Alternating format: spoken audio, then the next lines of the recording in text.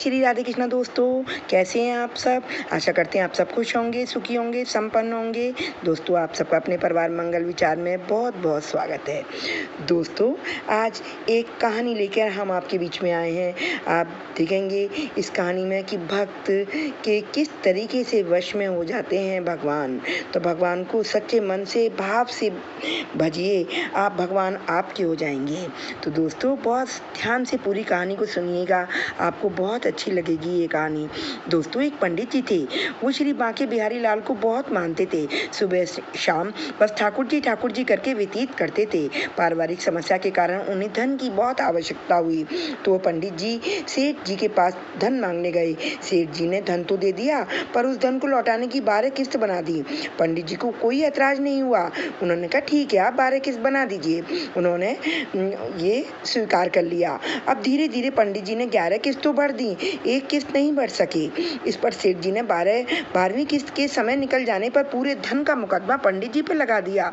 Court कचहरी हो गई। जज साहब बोले, पंडित जी, तुम्हारी तरफ से कौन गवाही देगा। इस पर पंडित जी बोले, मेरे ठाकुर बांके बिहारी लाल जी गवाही देंगे। पूरा कोर्ट हंसने लगा। अब गवाही की तारीख तय हो गई। पंडित जी ने अपनी अर्जी ठाकुर जी के श्री चरणों में लिखकर रख दी। अब गवाही का दिन आया। कोर्ट सजा हुआ था। वकील जज अपनी दलीलें पेश कर रहे थे। पंडित जी को ठाकुर जी पर पूरा भरोसा था। जज ने कहा, पंडित जी, अपने गवाह को बुलाओ। पंडित जी ने ठाकुर जी के श्री चरणों में ध्यान लगाया। तभी वहाँ एक वृद्ध आया, बूढ़ा आदमी आया, जिसके चेहरे पर बहुत तेज था। उसने आते ही गवाही पंडित जी के पक्ष में दी। वृद्ध बूढ़े आदमी की दलीलें सेठ के वही खाते से मेल खाने लगी कि फला तारीख को सारी किस्तें चुकाई गई। अब पंडित जी को सम्मान रिहा कर दिया गया। उसके बाद जज साहब पंडित जी से बोले कि ये बूढ़ा आदमी कौन था जो गवाही देकर चला गया।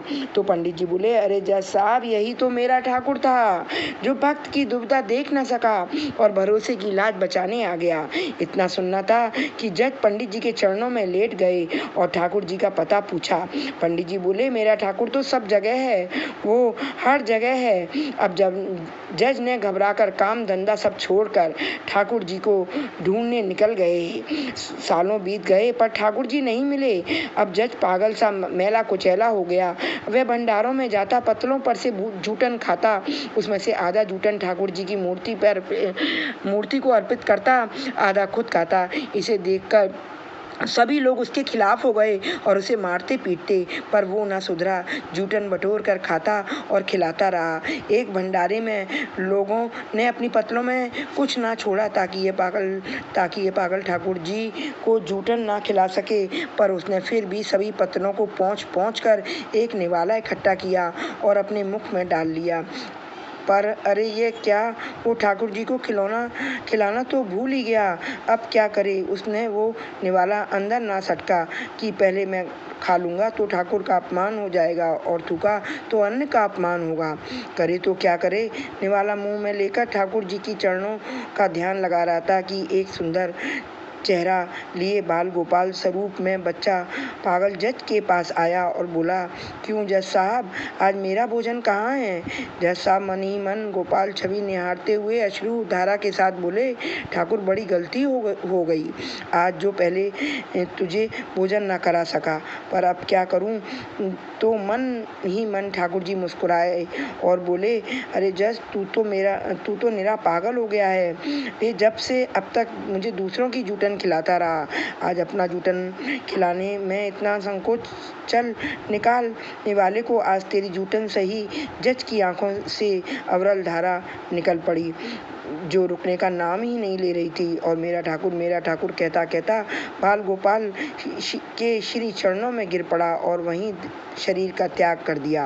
और तो मित्रों, वो पागल जज कोई और नहीं, वही पागल बाबा थे, जिनका विशाल मंदिर आज वृंदावन में स्थित है।